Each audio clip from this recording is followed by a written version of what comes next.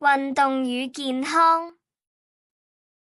運動對身心有益，能增強抵抗力，強壯肌肉，控制體重，消除壓力和增加樂趣。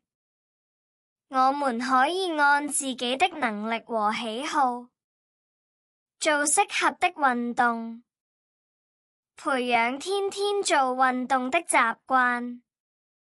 運動前，我們要注意身體的狀況，並選擇合適的衣物、防護設備和場地，確保運動時舒適、安全。